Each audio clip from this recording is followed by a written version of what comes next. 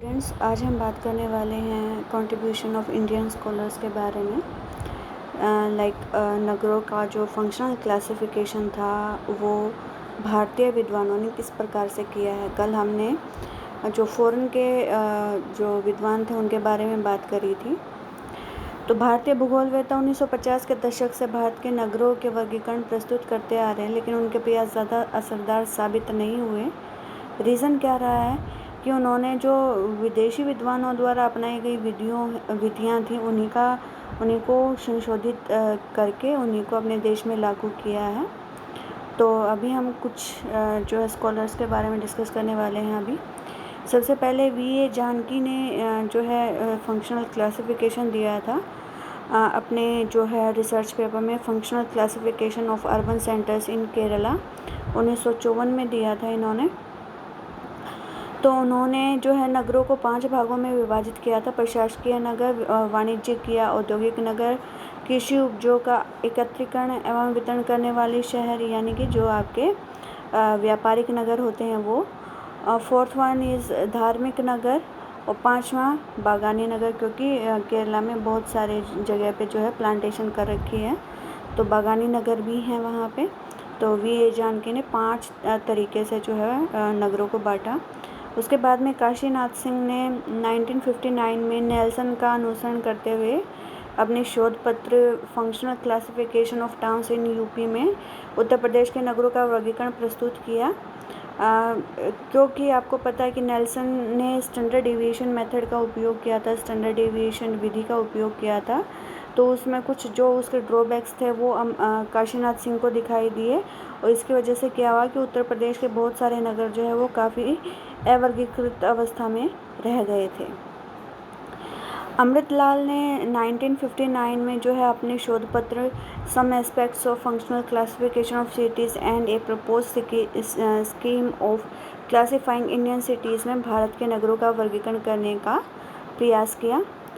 Doctor वी.एल.एस. प्रकाशा राव ये काफ़ी famous रहे हैं और ज्योग्राफी में आप इनको कई बार इनके बारे में पढ़ेंगे।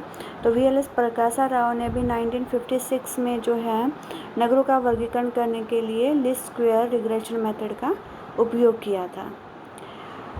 अब डॉक्टर ए. रमेश ने 1956 में तमिलनाडु में काम किया और इन्होंने भी नेल्सन का जो मेथड था उसको इन्होंने फॉलो किया था।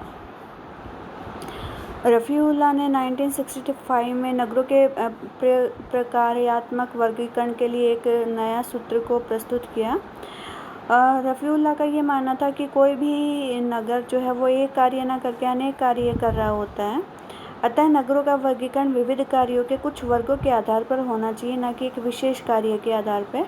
तो उन्होंने कार्य के वर्गों के आधार पे जो है जो नगर थे उनको कई पार्ट्स में बांटा, जैसे मोनिनोमियल जो कि एक पदी का प्रकार्य करते हैं यानी कि एक काम को ही करने वाले नगर जो हैं, द्विपद प्रकार्य यानी कि बाइनोमियल फंक्शन, त्रिपद प्रकार्य यानी कि ट्रिनोमियल फंक्शन, चतुष्पदी प्रकार्य यानी कि क्वाड्रिनोमियल फंक्शन, और बहुपदी कार्य यानी कि पॉलिनोमियल फंक्शन। यानी कि उन्होंने जो है नगरों को उनके द्वारा परफॉर्म किए जाने वाले कार्यों के अनुसार जो है अलग अलग कैटेगरीज में बांटा। फिर हम बात कर लेते हैं डॉक्टर M.P. सक्सेना की। तो इन्होंने 1956 में सक्सेना ने यमुना हिंडन क्षेत्र की बस्तियों का वर्गीकरण करने के लिए जो है प्रयास किया, और उन्होंने 1961 के जो आंकड़े थे उनको वर्गीकरण का आधार बनाया, जिसमें कार्यशील जनसंख्या को उनके व्यवसाय के अनुसार 9 वर्गों में रखा गया था। फर्दर इन 9 समूहों को जो है उन्होंने 4 समूहों में बांटा: प्राथमिक समूह, व्यापारिक समूह, औद्योगिक समूह और मिश्रित समूहों में।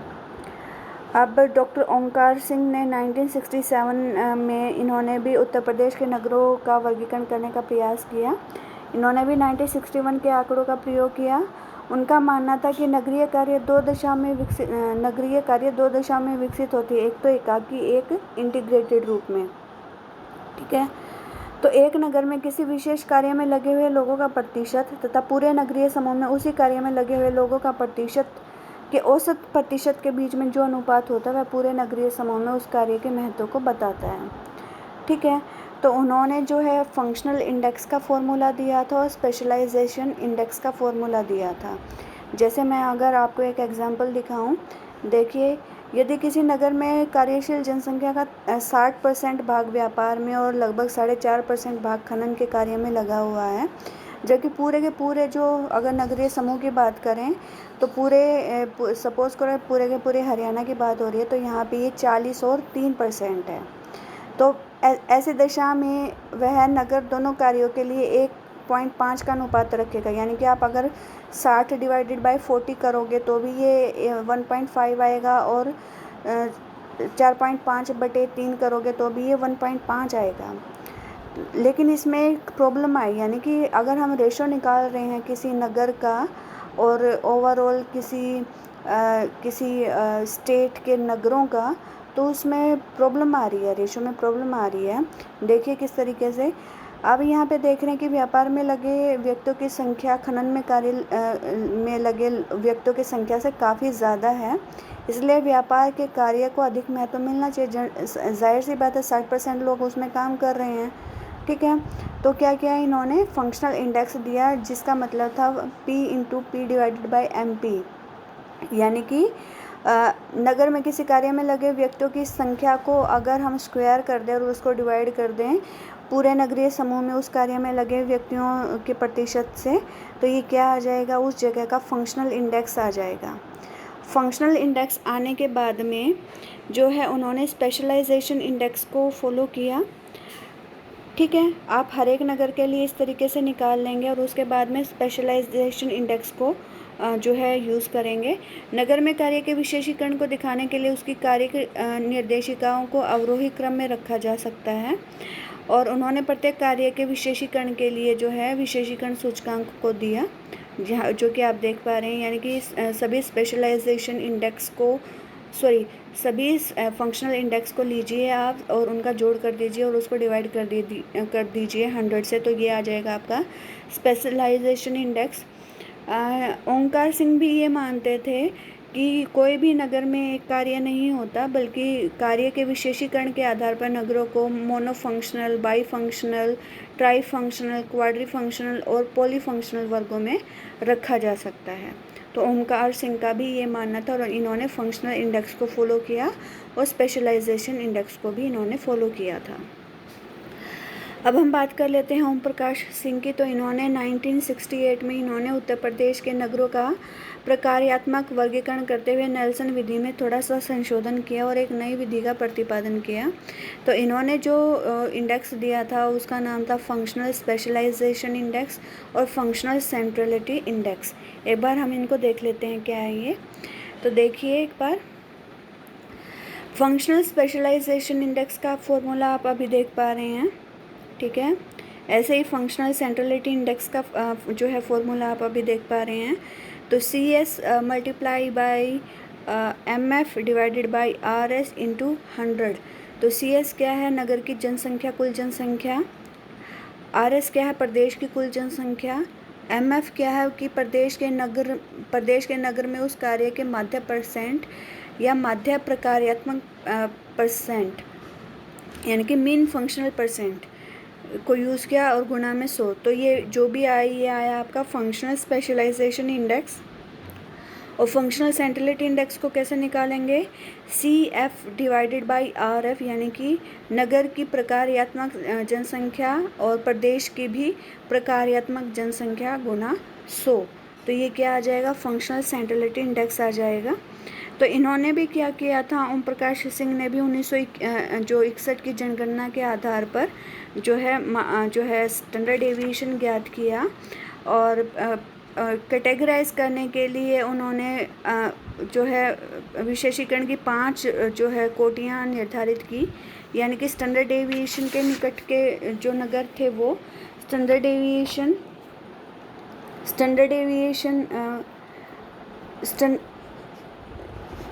डेविएशन यानी कि आप इसकी 5 कैटेगरी बना लेंगे। यानी कि स्टैंडर्ड डेविएशन से ऊपर के कुछ कैटेगरी और स्टैंडर्ड डेविएशन से नीचे की कुछ कैटेगरी। तो मोटे तौर पे इनको 4-5 भागों में बांटा जा सकता है। जैसे कम विशेषीकृत जगह हैं, जो अधिक विशेषीकृत जगह, बहुत विशेषीकृत जगह और अत्यधिक विशेषीकृत जगह के रूप में इनको बांटा जा सकता है। तो इन्होंने भी नेल्सन के मेथड को फॉलो किया, स्टैंडर्ड डेविएशन मेथड को, और स्टैंडर्ड डेविएशन के आधार पे ही इन्होंने जो है जो नगर थे उनको 5 पार्ट्स में बांटा।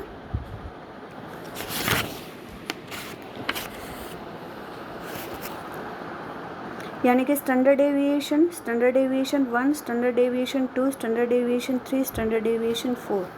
ठीक है, तो इस तरीके से इन्होंने कैटेगरी अपनी निर्धारित की। इसके बाद में हम बात कर लेते हैं अशोक मित्रा की। तो अशोक मित्रा ने 1961 की जनगणना के आंकड़ों को प्रयोग किया और नगरों का कार्यिक वर्गीकरण किया। जनगणना विभाग में जो सभी व्यवसाय हैं उनको 9 कैटेगरीज में बांटा गया है, लेकिन आपको पता है कि जो नगर होते हैं, नगर में कृषक और कृषि मजदूरी वाले लोग नहीं रहते हैं। तो मित्रा ने इन दोनों को एक्सक्लूड किया उससे और 7 कैटेगरीज को लिया। 7 कैटेगरीज में लगे कुल कार्यकर्ताओं की संख्या को 100 मानकर प्रत्येक वर्ग के कार्यकर्ताओं की जनसंख्या निर्धारित की गई और मित्रा ने पुनः इनको जो है अलग अलग कैटेगरीज में बांटा। उन्होंने भारत के उस समय के लगभग 2462 नगरों का कार्यिक वर्गीकरण प्रस्तुत किया था। इसी तरीके से VNP मिश्रा ने 1976 में छोटा नागपुर पठार के नगरों का कार्यिक वर्गीकरण प्रस्तुत करने का प्रयास किया। उन्होंने अपने वर्गीकरण में नगरों के प्रादेशिक महत्व को स्वीकार किया है।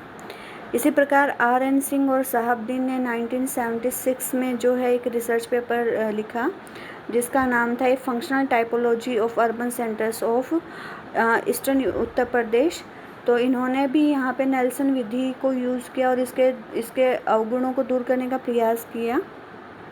ठीक है, 1980 में राम प्यारे ने अपने लेख में functional classification of towns of Bundelkhand के नगरों का कार्यिक वर्गीकरण करने का प्रयास किया और राम प्यारे ने भी अशोक मित्रा की तरीके से जनगणना विभाग द्वारा प्रस्तावित 9 व्यवसायों का उपयोग किया है अपने शोध पत्र में, अपने फंक्शनल क्लासिफिकेशन में।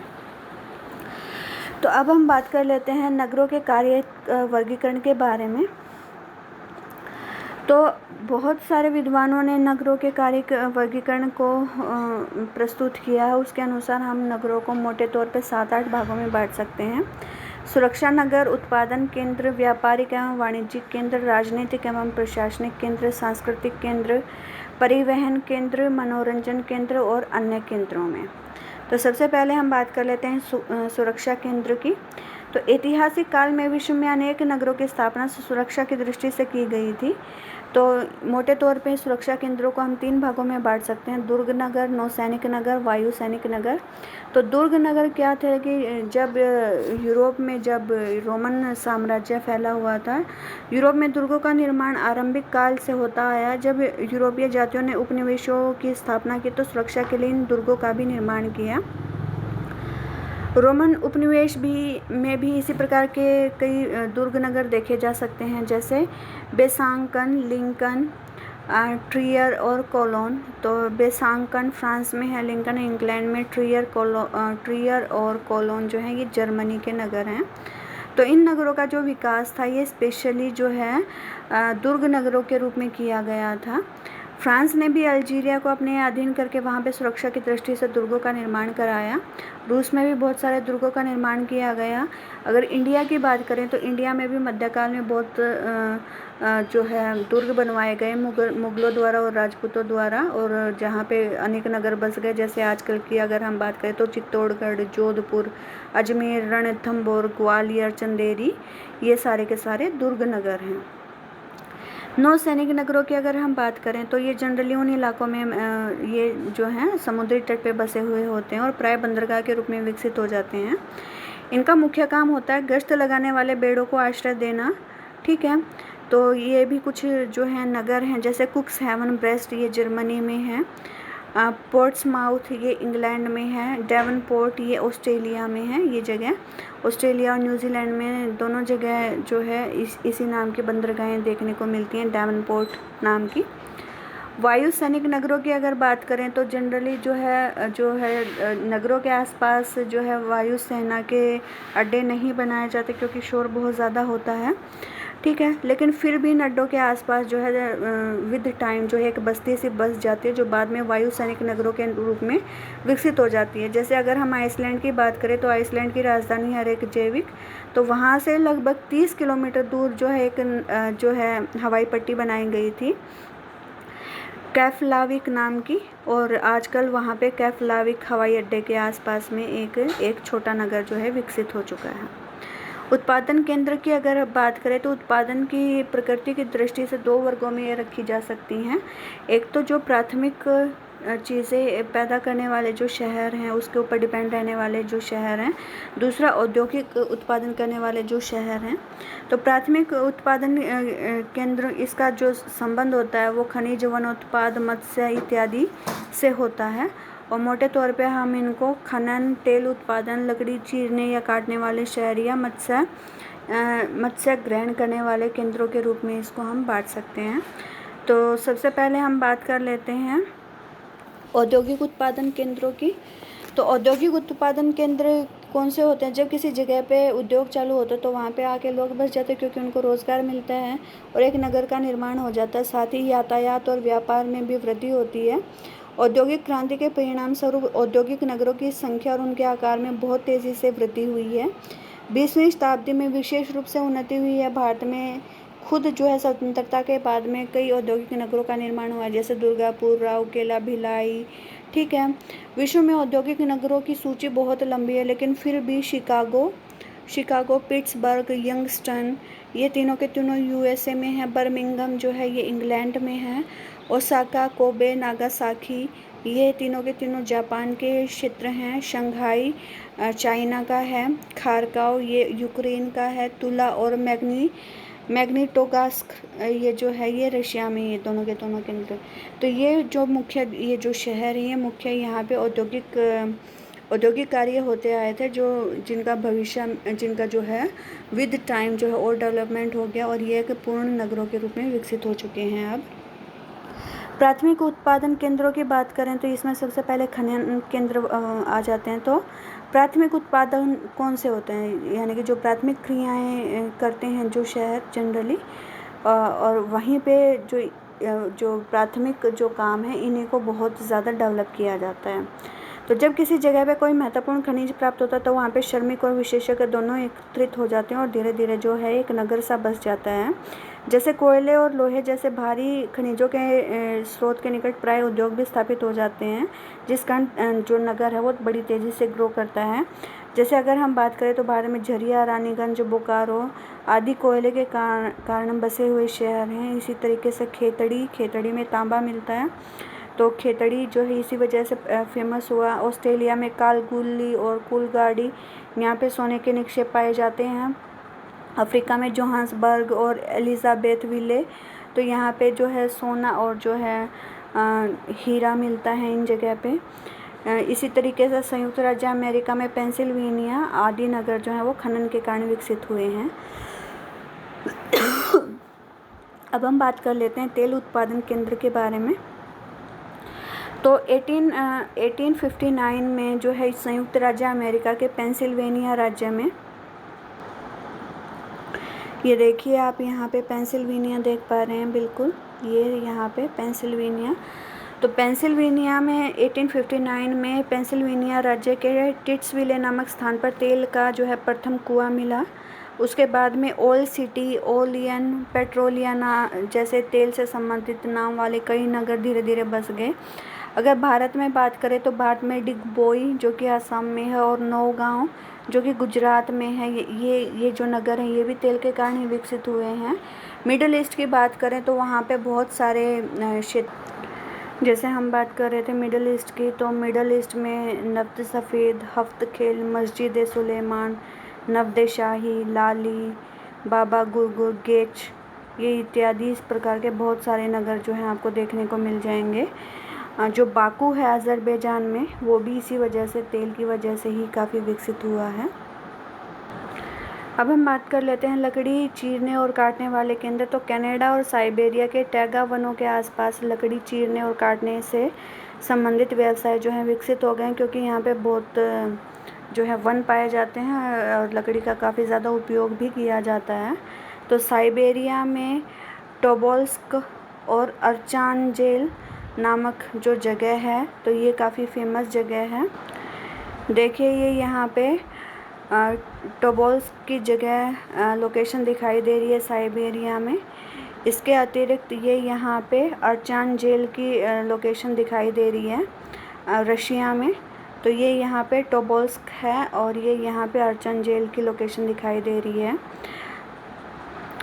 इसके अतिरिक्त जो है कनाडा में भी कई जो शहर हैं वो इसी वजह से बसे हैं, जैसे अथाबास्का जो है अल्बर्टा में है ये जगह। अथाबास्का जो है अल्बर्टा में है। इसके अतिरिक्त बर्नार्ड हार्बर और कैम्ब्रिज जो है ये कुछ इसी तरीके के नगर हैं जहाँ पे लकड़ी काटने और चीरने का जो है काम किया जाता है। अब हम बात कर लेते हैं मत्स्य ग्रहण करने वाले केंद्र। तो उत्तरी गोलार्ध के शीतोष्ण कटिबंध में मछली पकड़ने का व्यवसाय बहुत उन्नत अवस्था में है, जिस कारण इस कटिबंध में समुद्री तटों पर मत्स्य ग्रहण के केंद्र स्थापित हो गए हैं। अटलांटिक तट पर इनका विशेष विकास हुआ है। तो सबसे पहले हम एक बार देख लेते हैं ये लोकेशन कहाँ कहाँ पे हैं।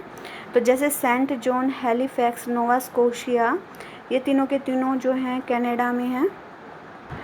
तो देखिए ये कनाडा का जो है ईस्टर्न पोर्शन आपको दिखाई दे रहा है और यहाँ पे सेंट जॉन की लोकेशन आपको नज़र आ रही है, ठीक है। इसी के साथ में ये यहाँ पे आपको हैलिफैक्स की लोकेशन जो है नज़र आ रही है, ठीक है। नोवा स्कोशिया में हैलिफैक्स की लोकेशन आपको नज़र आ रही है और ये यहाँ पे आपको सेंट जॉन की लोकेशन नज़र आ रही है। इसके अलावा वैंकूवर की कनाडा के जो पैसिफिक ओशन वाली जो कोस्ट है वहाँ पे वैंकूवर जो है वैंकूवर नामक जो जगह है वो पाई जाती है। इसके अतिरिक्त विक्टोरिया जो है काफ़ी फेमस है जो है कनाडा का। इसके अतिरिक्त एवरडीन जो कि यूके में है, एवरडीन और फ्लीटवुड, ये दोनों के दोनों जो शहर हैं ये भी मछली पकड़ने के केंद्रों के रूप में विकसित हो चुके हैं। तो एक बार देख लेते हैं Saint John, Halifax, Nova Scotia, Vancouver, Victoria, ये सारे के सारे कनाडा में हैं। एवरडीन और जो फ्लीटवुड हैं ये इंग्लैंड में पाए जाते हैं। अब हम बात कर लेते हैं व्यापारिक और वाणिज्यिक केंद्रों के बारे में। तो रेटजेल जो मानव भूगोल के उनका काफ़ी योगदान रहा है। तो रेटजेल का मानना था कि व्यापार और वाणिज्य किसी भी नगर की आत्मा होते हैं और ऐसे नगर के बारे में सोचा भी नहीं जा सकता जहाँ पे किसी प्रकार का व्यापार ना होता हो। तो व्यापारिक नगरों का मुख्य उद्देश्य वस्तुओं के क्रय द्वारा नगर के केंद्रीकरण करना और विक्रय द्वारा उनका विकेंद्रीकरण करना होता है। तो औद्योगिक क्रांति से पहले नगरों का विकास जो है वो जो है व्यापार और वाणिज्य ही हुआ करता था। आज विश्व के हर देश में जो है व्यापारिक नगर फैले हुए हैं, जैसे लंदन, न्यूयॉर्क, विनीपेग जो कि कनाडा में, ब्यूनस आयर्स जो कि अर्जेंटीना की राजधानी है, Hong Kong, Singapore, Mumbai, Kolkata, Chennai, Paris, Glasgow जो कि यूके में है, बोस्टन जो कि यूएसए में है। तो ये बहुत सारे व्यापारिक और वाणिज्यिक केंद्र आजकल फैले हुए हैं। राजनीतिक और प्रशासनिक केंद्र। तो औद्योगिक क्रांति से पहले विश्व के लगभग सभी बड़े नगर अपने अपने देशों की राजधानियाँ या प्रशासनिक नगर हुआ करते थे। इन्हीं नगरों में व्यापारिक गतिविधियाँ भी चलती रहती थी। अब भी विश्व के बहुत से राजधानी नगर बहुत बड़े व्यापारिक केंद्र भी हैं, लेकिन आज भी ये इनका मुख्य कार्य प्रशासन ही करना है। जैसे संयुक्त राज्य अमेरिका के राज्यों की राजधानियाँ जो हैं ये मुख्य राजनीतिक केंद्र हैं। इंडिया में भी जो राज्य की राजधानी है वो मुख्य प्रशासनिक केंद्र हैं। विश्व के अधिकांश शक्तिशाली राजनीतिक और प्रशासनिक नगर जैसे Washington DC, Moscow, London, Delhi, Tokyo, Beijing, Berlin, Geneva, Canberra, Rome इत्यादि हैं। सांस्कृतिक केंद्रों की बात करें तो जो शहर हमेशा कला, संस्कृति, धर्म, शिक्षा, आध्यात्मिकता के लिए फेमस रहे हैं, तो वो सारे के सारे सांस्कृतिक केंद्रों के रूप में आ जाते हैं। जैसे प्राचीन काल से ही नगर धार्मिक केंद्रों के निकट बसते आए हैं। ऐसे नगर तीर्थ यात्रियों के लिए आकर्षण का केंद्र बन जाते हैं। जैसे भारत की अगर बात करें तो भारत में हरिद्वार, ऋषिकेश, मथुरा, वृंदावन, इलाहाबाद, वाराणसी, द्वारका, रामेश्वरम, अयोध्या, बद्रीनाथ, केदारनाथ, कुरुक्षेत्र, अमृतसर इत्यादि प्रमुख जो हैं ये स्थल हैं। विदेशों में जैसे मक्का, मदीना, जेरूशलम, वेटिकन सिटी जो हैं इत्यादि प्रमुख जो हैं सांस्कृतिक केंद्र हो सकते हैं। इसी तरीके से अगर हम बात करें तो भारत के पुराने टाइम पे नालंदा और तक्षशिला 2 विश्वविख्यात शिक्षा केंद्र हुआ करते थे। बहुत से धार्मिक नगर भी शिक्षा के बहुत बड़े केंद्र हुआ करते थे। आज भी भारत के बहुत से ऐसे नगर हैं जो धर्म और शिक्षा दोनों के लिए ही विख्यात हैं, जैसे बनारस, इलाहाबाद, हरिद्वार, उज्जैन, ठीक है, कुरुक्षेत्र। अगर बात करें पिलानी, रुड़की, अलीगढ़ की, ये मुख्य शिक्षा के केंद्र हैं। विदेशों में अगर बात करें तो ऑक्सफोर्ड हो गया, कैम्ब्रिज हो गया, स्टॉकहोम हो गया, हार्वर्ड हो गया। तो ये काफ़ी फेमस यूनिवर्सिटीज़ हैं और इनकी वजह से जो ये शहर हैं ये जाने जाते हैं। परिवहन केंद्रों की अगर हम बात करें तो ऐसे केंद्र जो हैं जनरली 2 या 2 से ज़्यादा जो हैं परिवहन मार्गों के मिलने पे निर्मित होते हैं। या तो जल से स्थल मिल रहा हो, या रेल मार्ग से सड़क मार्ग मिल रहा हो, या आंतरिक जल मार्ग से स्थल मार्ग मिल रहा हो। तो यानी कि किसी न किसी जंक्शन के ऊपर ये जो हैं परिवहन केंद्र विकसित होते हैं।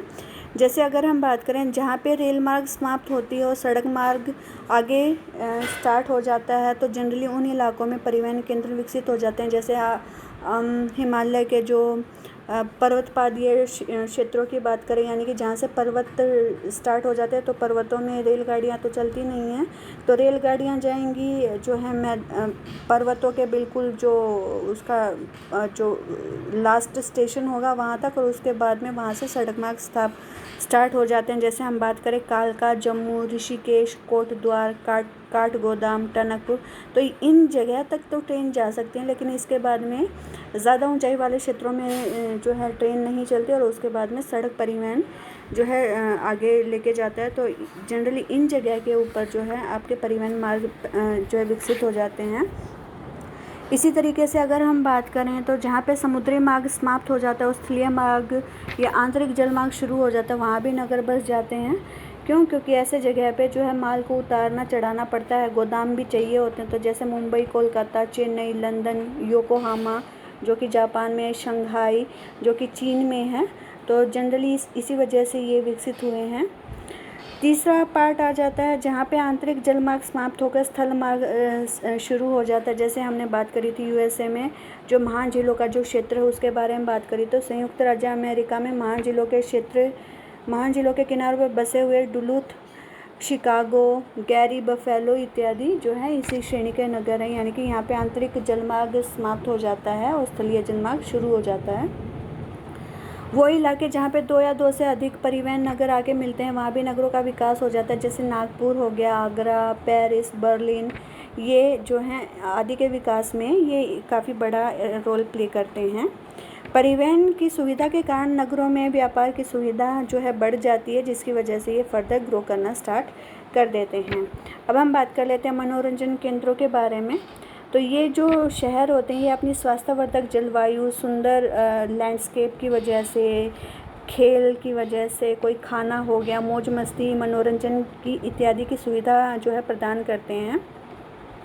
ऐसे स्थान जनरली पहाड़ों में होते हैं या समुद्री तटों के ऊपर होते हैं। जैसे पर्वतीय क्षेत्रों की अगर हम बात करें तो अपने यहाँ पे कितने सारे हिल स्टेशन ऐसे, जैसे श्रीनगर हो गया, डलहौजी, कुल्लू मनाली, शिमला, मसूरी, नैनीताल, दार्जिलिंग। अगर विदेशों की बात करें तो जैसे न्यू जर्सी हो गया, लॉस एंजलिस हो गया, ठीक है।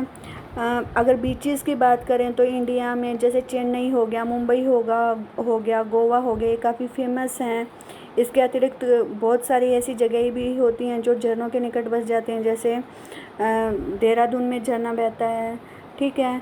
कुछ ऐसी जगह भी होती हैं जहाँ के पानी में सल्फ़र मिली हुई होती है और वो बहुत सारे बाय वगैरह को दूर कर देती है। जैसे हिमाचल प्रदेश में मणिकर्ण हो गया, हरियाणा में सोना हो गया, बिहार में राजगिरी और सीताकुंड कुंड जैसे बड़े विख्यात स्थल हैं। तो जनरली क्या होता है, यहाँ पे लोग या तो इन्जॉयमेंट के लिए जाते हैं या रिलैक्स होने के लिए जाते हैं, और ये जनरली ऐसे इलाकों में पाए जाते हैं जहाँ या तो पर्वतीय क्षेत्र होते हैं या फिर आपके जो हैं बीचेस के एरिया होते हैं।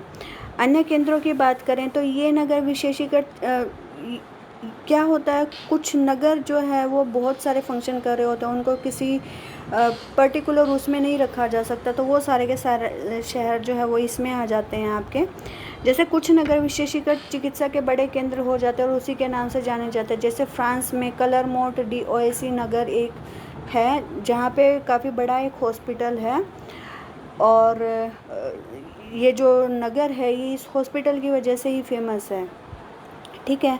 कई स्थानों पर सिनेटोरियम स्थापित किए जाते हैं, जहाँ पे कुछ विशेष प्रकार के रोगों का इलाज किया जाता है। जैसे नैनीताल के निकट भुवाली एक इसी प्रकार की एक जगह है।